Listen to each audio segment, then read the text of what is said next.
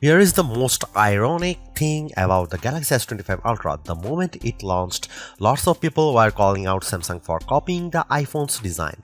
But after testing this device, I actually think the S25 Ultra is the closest Samsung has come to convincing me to ditch my iPhone. The 6.9-inch display on the latest Ultra is brighter, the cameras are more versatile and arguably just better.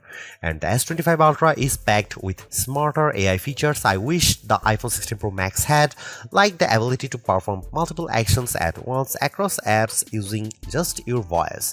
And it's all wrapped up in a design that, while phone-like, is lighter than its main rival. Samsung did cut some corners with the Galaxy S25 Ultra. The S Pen no longer has Bluetooth, and the newly added QI2 charging support forces you to buy a compatible case. No magnets here, but overall the performance, battery life, and AI smarts on the Galaxy S25 Ultra add up to the best Android phone I have tested and possibly the best phone period. The Galaxy S25 Ultra has a release date of February 7 and it still starts at the same yikes-inducing starting price of $1,299 for 256GB of storage. You can upgrade to 512GB for $1,419 or 1TB for $1,659, but while pre-orders are still happening, you can get 512GB for the same price as 256GB and 1TB for usual 512GB price. Samsung is also offering up to $1,200 off, which includes up to $900 in instant trade-in credits and up to $300 in Samsung credits. As they say, haters are gonna hate, but I think some of the criticism around the Galaxy S25 Ultra's design being too iPhone-like is warranted. The sides are flat now, just like the iPhone 16 Pro Max, and the corners are rounded, which means the Samsung digs into your hand less than the Galaxy S24 Ultra. But I actually blame Samsung for not copying the iPhone enough. I am talking about the left and right edges of the design. They are too sharp for my taste and make the phone less comfortable to hold and use. Apple does a better job of beveling these edges so they are smoothed out. The titanium frame feels as sturdy as ever, and the thinner bezels allowed Samsung to increase the screen size slightly from 6.8 to 6.9 inches. I also like the floating camera design on the back. It looks better than the iPhone 16 Pro Max's unsightly patch.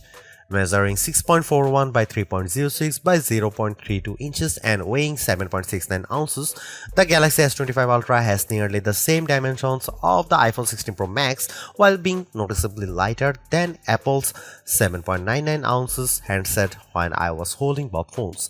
The Galaxy S24 Ultra weighted in at 8.22 ounces while being slightly thicker 0.34 inches. The Galaxy S25 Ultra color options are not exactly wild. There's titanium black, titanium grey, titanium silver blue, and titanium white silver. I tested the silver blue hue and I think it has just enough pop without being too in your face. If you're feeling more adventurous, Samsung.com is also offering online exclusive colors like Jade Green, Jet Black, and Pink Gold. There's two design trade-offs I need to talk about here. One way Samsung cut down on the weight is a notable downgrade to the S25 Ultra that removes the Bluetooth radio from the S Pen. That means you can't perform air gesture like taking photos remotely. Though Samsung says it removed Bluetooth because not enough people were using the feature. The second trade-off is that Samsung Galaxy S25 Ultra has half-edged QI2 charging support.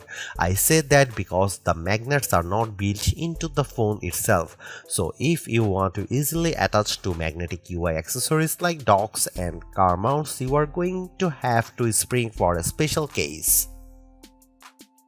The Galaxy S25 Ultra's display is the closest to perfect we have tested yet, and that's saying something because the S24 Ultra was freaking good.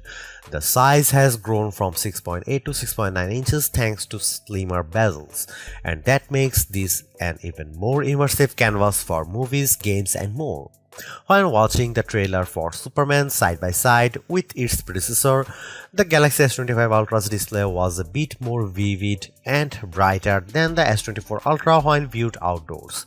I then watched the same trailer on the S25 Ultra and iPhone 16 Pro Max indoors, and I'd say they were neck and neck, with the Samsung doing slightly better in darker scenes like those with stars.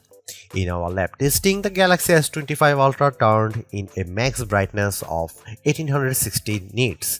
That doesn't eclipse the insane score the Google Pixel 9 Pro XL turned in 2469 nits, but it does beat the iPhone 16 Pro Max 1553 nits by a fair margin.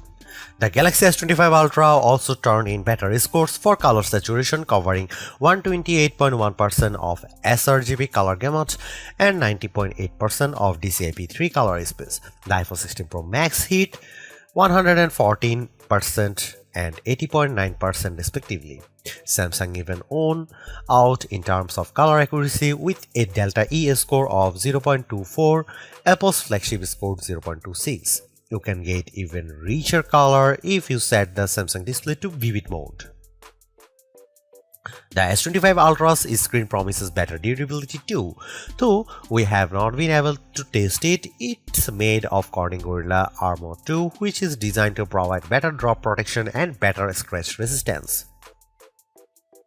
There is always that one feature that you want to show your family and friends when checking out a new phone, and with the Galaxy S25 Ultra, that's cross-app action. With Google Gemini now deeply integrated into Samsung's flagship, you can accomplish multiple things at once using just your voice. For example, I pressed the side button on the S25 Ultra and said look up the date and time of the Oscars, and I added to my calendar and then text it to Mike. The phone then looked up the info and I could see it connecting to Google Workplace to make the addition to my calendar. It then sent the text to my brother with the relevant info. That's pretty impressive, and it shows the potential of agentic AI on your phone. I also asked Google Gemini to look up the top 5 rooftop bars near me in New York City and then output the list to Samsung Notes, making sure to include the phone number and address for each one. Within several seconds, I had my list. Cross-app actions work with Samsung's apps, Google's apps, and third-party apps like WhatsApp and Spotify, and I'd certainly like to see this list expand. Another helpful new AI feature is AI Select, a key part of Samsung's One UI 7 software that can look at the content on your screen and provide contextually relevant suggestions. For example, I could easily turn a portion of a YouTube short video into a GIF with a couple of taps. Note that this feature is different from the popular Circle to Search, which gains new powers with Galaxy S25 Ultra. You still long press the home button to activate Circle to Search, but it can now recognize emails, phone numbers, and URLs on your screen. You just tap and go. Plus, Circle to Search can now recognize sounds or music in things like videos. Personalization is another big theme with Galaxy S25 Ultra and One UI 7, and that comes with two major AI features.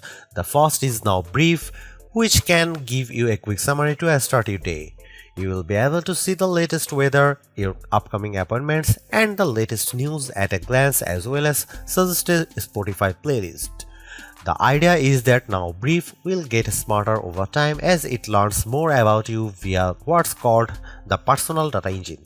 Think of it as a personalized large language model. The Now Brief can also summarize things like the energy score from your Galaxy Watch, as well as show highlight photos from your day out. I'd like to give Now Brief more time to see if it lives up to its actionable insights promises, but at least during my testing, it was a bit too bare bones. The Now Bar is a hand tool that's designed to give you timely info on your lock screen, from sports scores and reminders to timers and directions. It's very similar to live activities on the iPhone, and I like how you can easily flip between multiple alert boxes on your home screen, which are stacked on top of each other like cards. However, I'd like to see Samsung add more partners such as Uber for seeing your rideshare status at a glance, or DoorDash for your delivery updates. The Galaxy S25 Ultra has lots of other AI powers that are worth trying out. With the help of Google Gemini, I can ask about a video I am watching on YouTube and get quick answers to questions. For example, I asked Gemini to summarize the top 25 AI features announced during Unpacked, and the AI analyzed the video and came back with a list. That's pretty amazing. You can also ask questions about any photos on your screen. I pressed the side button and I asked about a church I saw in San Jose and found out that it's the Cathedral Basilica of San Joseph, which is an example of Romanesque revival architecture. So the S25 Ultra can easily be your tour guide. The Galaxy S25 Ultra doesn't offer much in the way of camera hardware changes. The key upgrade involves the ultra-wide sensor, which gets a boost from 12 megapixel on the S24 Ultra to 50 megapixel. This means better detail in your shots as well as the promise of sharper macro photos. Otherwise, you get the same 200 megapixel main sensor, 50 megapixel 5x telephoto, 10 megapixel 3x telephoto, and 12 megapixel front shooter found on Samsung's previous Ultra model. Here are some camera samples of Samsung Galaxy S25 Ultra.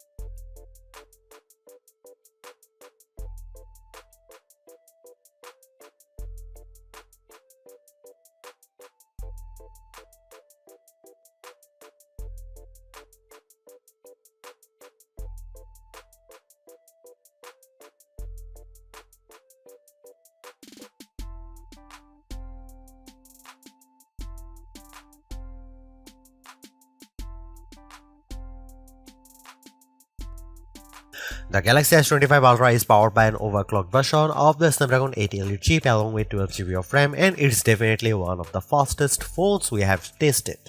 I flipped between over a dozen open apps, constantly dipping in and out of Chrome, Spotify, Photos and more, and the S25 Ultra remained silky smooth under pressure. The S25 Ultra is also a gaming beast. I enjoyed rock-solid frame rates when playing Diablo Immortal, even with over a dozen enemies on screen. When I unleashed my undead minions on some overgrown spiders while also brandishing my treasure, the gameplay remained fluid. The S25 Ultra beat the iPhone 16 Pro Max in some key benchmarks, but not at all. On Geekbench, which tests a phone's CPU, the S25 Ultra turned in a higher multi-core score but lower single-core score. But when it came to graphic performance, the S25 Ultra blew away the iPhone with a much higher frame rate in 3D Mark Solar Bay Unlimited test. If you are transcoding video too, the Samsung was a good 30 seconds behind Apple in our Adobe Premiere Rush test. It's not quite the longest lasting phone we have tested, but the Galaxy S25 Ultra certainly earns a spot on our best phone battery life test. On our battery test, which involves continuous web surfing over 5G at 150 nits of screen brightness, the S25 Ultra's 5000 mAh battery lasted an epic 17 hours and 14 minutes. That's about 30 minutes better than the Galaxy S24 Ultra, but about 20 minutes behind the iPhone 16 Pro Max. However, we enabled the lower power 60Hz screen mode on the S25 Ultra. This handset lasted an even longer 18 hours 35 minutes. The OnePlus 13 is the champ among current flagship as it endured for 19 hours and 45 minutes in auto mode with its 6000 mAh battery. In terms of charging speed, the S25 Ultra remains at 45 watt, which is faster than the iPhone's 30 watt speed but slower than the 80 watt supported by the OnePlus 13. A drained S25 Ultra reached 71% after 30 minutes of charging compared to 55% of the iPhone 16 Pro Max and 92% for the OnePlus. The One UI 7 update is mostly about sprinkling more AI throughout the system, but there is some other welcome upgrades outside of that. For example, the notifications and quick settings are now split up, and you access the former with a swipe from the top left and the latter from the top right. I personally like the look of the new quick settings menu. It's very control center like, but it's super intuitive. In terms of AI features, I like the new call transcript feature. You can seek the contents of your call after you hang up, and if it's a longer call, you can ask for an AI summary. Lastly, I like that Samsung has simplified and streamlined the controls in the camera app, so it's easier to find the various buttons while freeing up more room for your live view. Samsung backs up the S25 Ultra with 7 years of software and security updates, along with Google's matching software support for its Pixel phones. That's the longest period available to any current phone. Sure, the Galaxy S25 Ultra is an iterative update, but Samsung has made big improvements where it matters most, including introducing AI features that will save you time and make your life easier. The ability to perform actions across multiple apps at once using your voice has the potential to change how we interact with our phones forever. But it's clear that Samsung needs to add more partners, both for this AI agent feature and for things like Now Bar. I am less impressed with the Now Brief, and I wish Samsung had included QI2 magnets in the phone itself so you didn't have to buy a case to connect to magnetic accessories. But overall, I really like the Galaxy S25 Ultra. Its AI smarts, vivid display, mostly top-notch cameras, super smooth performance, and long battery life add up to a very impressive flagship, so impressive that I am tempted to switch to Android myself. Thanks for watching, see you in the next one.